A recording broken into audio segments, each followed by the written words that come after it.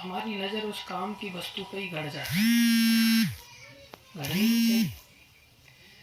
बुद्धिमान व्यक्ति बेकाम की चीज का क्या करेगा? काम की चीज को ही ध्यान रखना चाहिए। लेकिन काम की चीज पर इतना ध्यान केंद्रित हो जाता है कि हम वो काम की चीज को ही बेकाम की बना लेते हैं। जैसे दो भाइयों में एक भैंस को लेकर के बंटवारा हुआ, तो एक भाई बड़ा बुद्धिमान था। बुद्धिमान व्यक्ति चालाकी करने का प्रयास करता है, वो भी उसे शोभा नहीं देता। वो बुद्धिहीनता है, बुद्धिमानता नहीं है।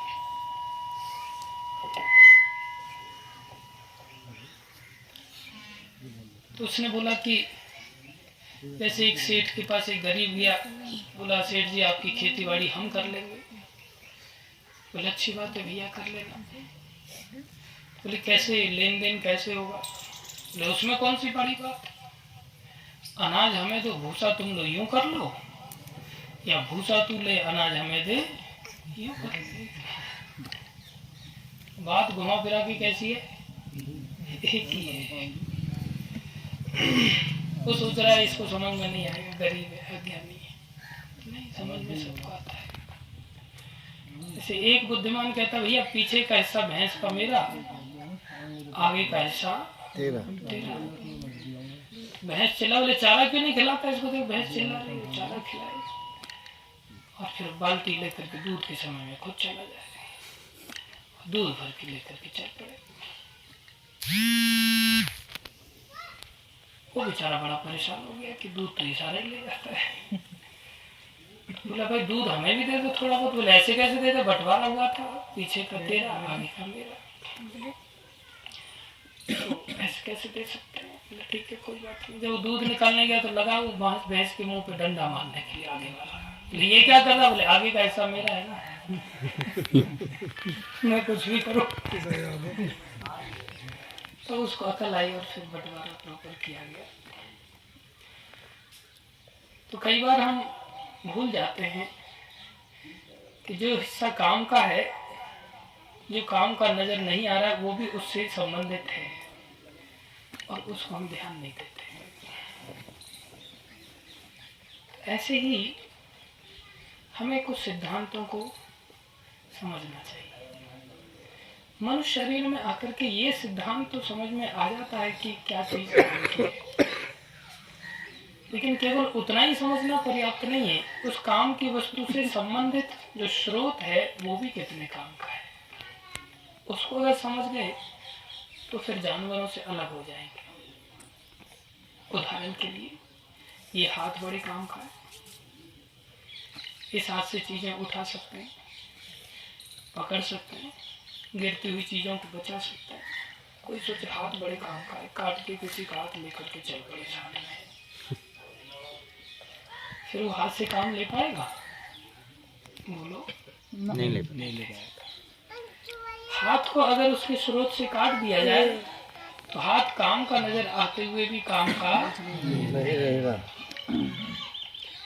इसलिए हाथ से अगर काम लेना है तो उसको तीन चीजों का ध्यान रखना पड़ेगा। हाथ, हाथ का स्रोत और स्रोत के साथ उसका संबंध क्या है।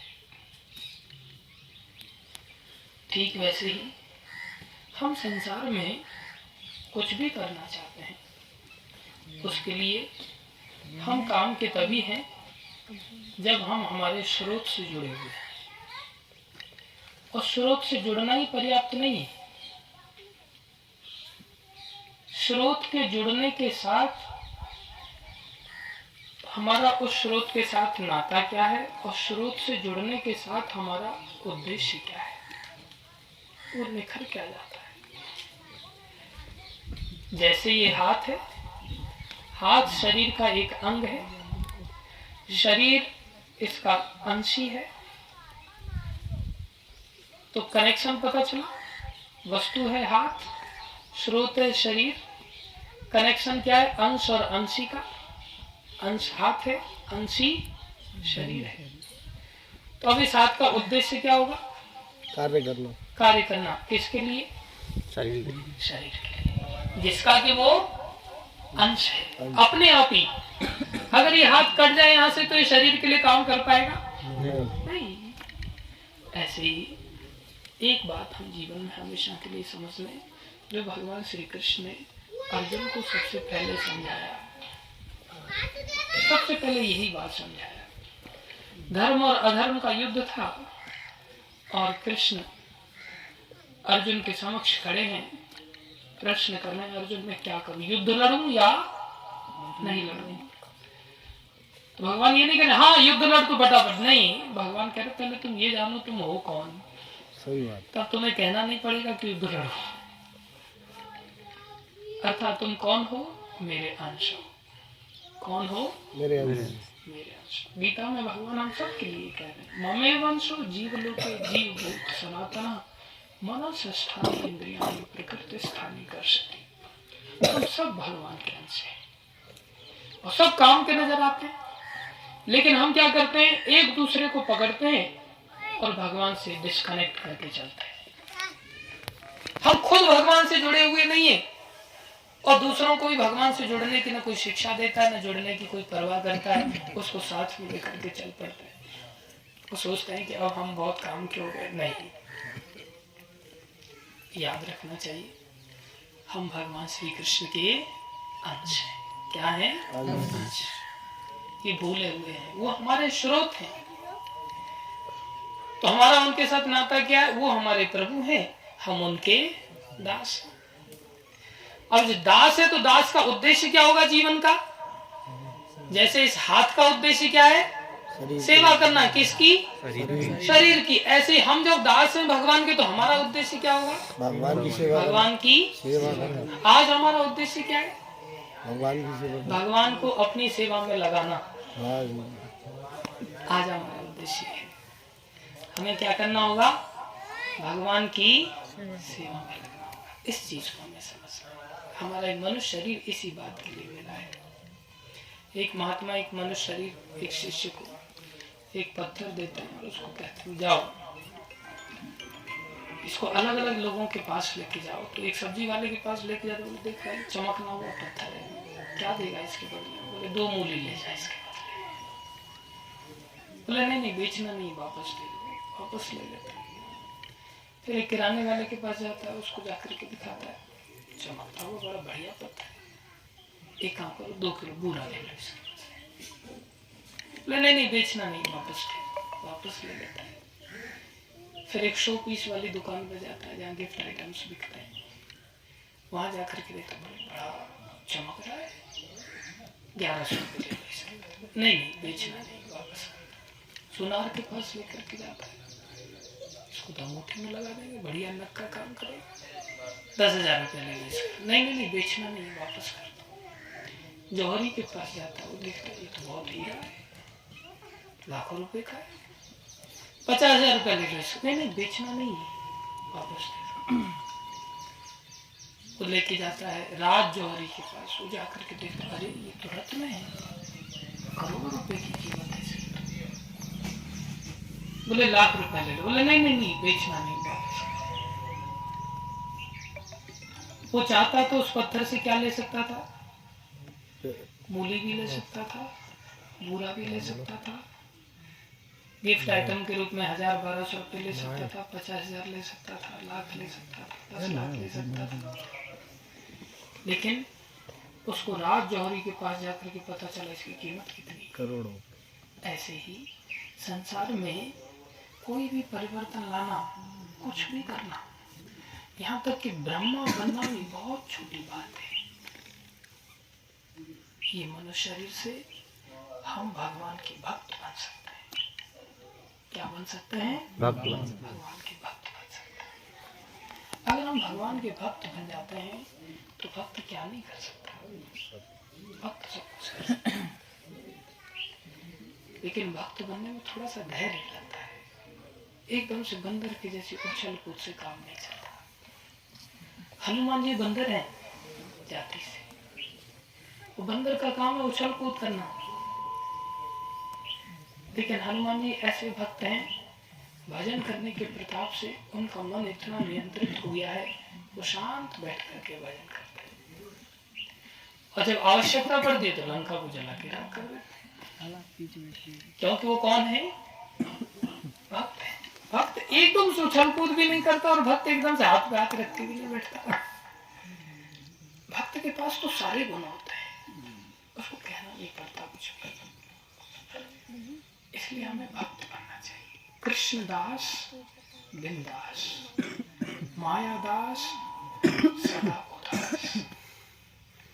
लेकिन कृष्णदासता ऐसी ही नहीं आती भाई। कृष्णदासता के लिए थोड़े पापड़ बेलने पड़ते हैं।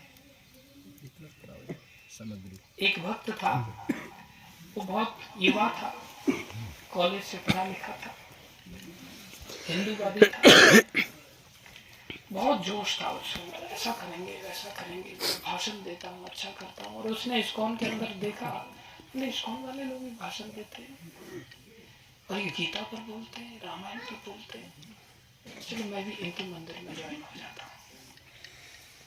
उसने ज्वाइन कर लिया। अब जब मंदिर में कोई व्यक्ति ज्वाइन कर लेता है तो चाहे कितना भी पढ़ा लिखा हो, हमने भी इंजीनियरिंग करने के बाद जब एमटेक किया, मंदिर ज्वाइन किया, तो हमें भी खिचड़ी बनाने के लिए घुसा दिया गया। सबसे पहले सर्विस इंचार्ज के पास जाना पड़ता है। ऑल ओवर वर्ल्ड में मंदिर जितने भी इस्कॉन के हैं, प्रायः उन मंदिरों में सबसे पहले उसे सेवा में घुसा दिया जाता है। उसको बेचारे को डाल दिया गया सेवा में। सेवा क्या थी? चपाती बनाना, बेलन से चपाती बनाना। और बेचारा चपाती बना रहा है, वो ऐसा नहीं 2-4 चपाती बना ली, चपाती पे चपाती, चपाती पे चपाती।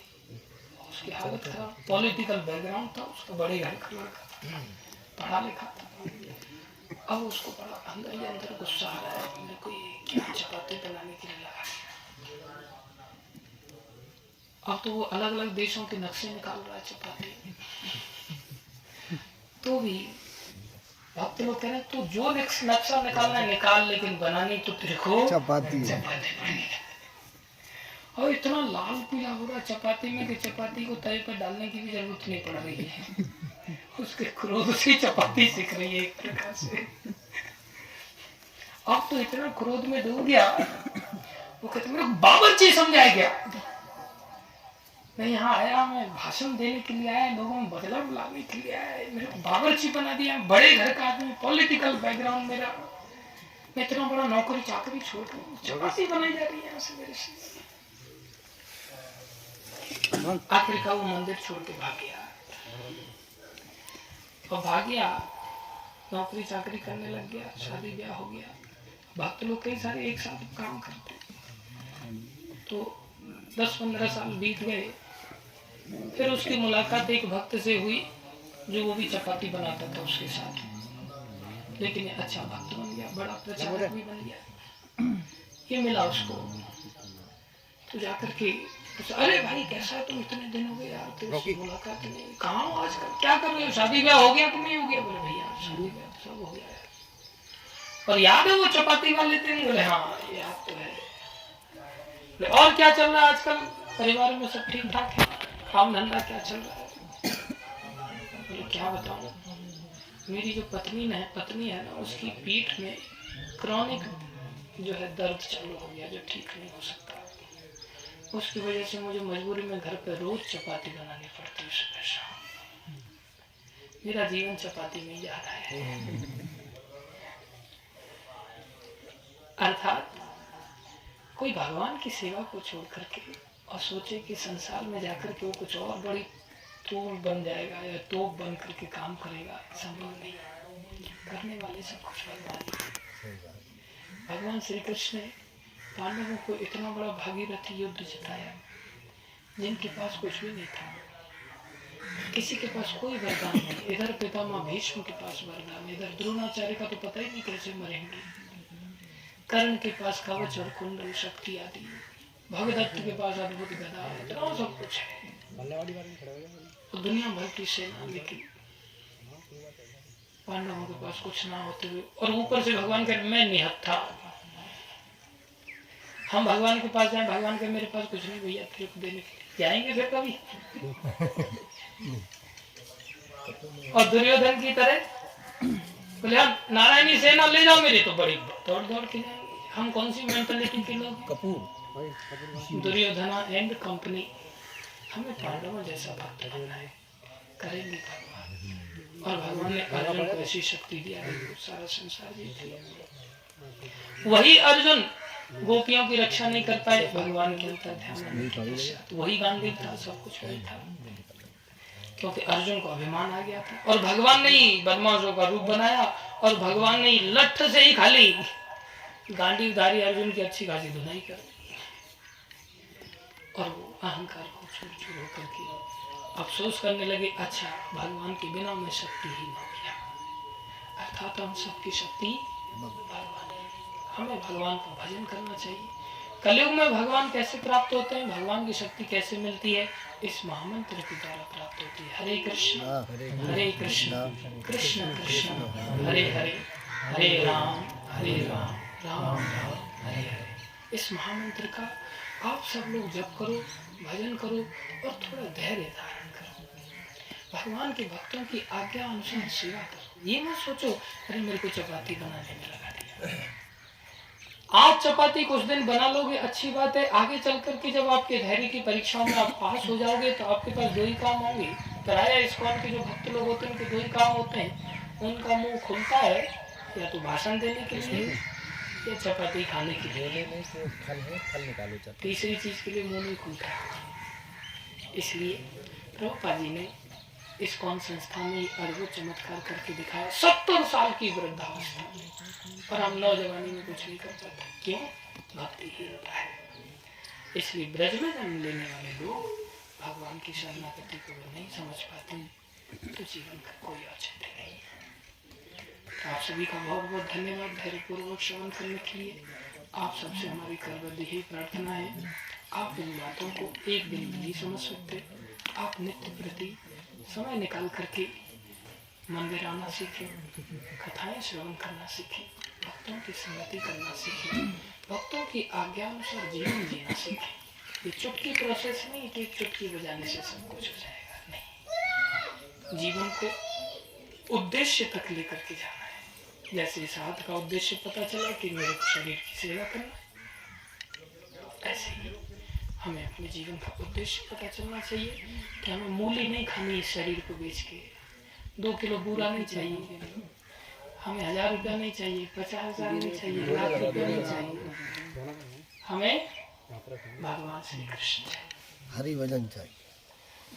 बोलो कृष्णचंद्र भगवान की जय, बोलो जगत गुरु श्री प्रभुपाद की जय, बोलो श्री गुरु महाराज की जय, अनंत कोटि वैष्णव वृंद की, आप सब भक्तों की। तो नए साल पर आप सबको बहुत सारी शुभकामनाएं। इस नए साल पर नए जीवन की शुरुआत करें, हम सब नए जीवन की शुरुआत भक्ति से करें, इस महामंत्र के जप करने से करें, तुलसी माता की आराधना करने से करें, गौ माता की सेवा करने से करें, इस ब्रज भूमि जिसमें आप वास कर रहे इस भूमि की सेवा करने से करें, भगवान श्री कृष्ण की आराधना से करें। हर दिन का नया होना ये एक मौका है भगवान की ओर से कि हम हताश ना हो, और हर नई शुरुआत में एक नया उत्साह के साथ हम भगवान से अपने आप को जोड़ने का प्रयास करें। किसी डाली को आप काट दो, उस पे पत्ते भी हैं, फूल भी हैं ऊपर से, लेकिन कितनी देर रहने वाले हैं? कितनी देर रहने वाले हैं? बहुत थोड़ी देर। कटी हुई डाल है ना, सूख जाएंगे। ऐसे ही जब हम भगवान से कट जाएंगे तो हमारे अंदर जो भी जवानी है, जो भी धन है, जो भी योग्यताएं हैं, ये सारी की सारी समाप्त हो जाएंगी। और अगर भगवान से जुड़ जाएंगे, हो सकता है अभी कुछ नहीं है, लेकिन जल्दी ही पत्तियां आ जाएंगी, फल आ जाएंगे, फूल आ जाएंगे, और हम दुनिया के लिए आकर्षण का केंद्र बन जाएंगे। इसलिए भगवान से जुड़ो और जीवन को सफल बनाओ। बोल श्री राधे। हरे कृष्ण। हरे कृष्ण। धन्यवाद आप सबका। बोलो यज्ञ नारायण भगवान की जय।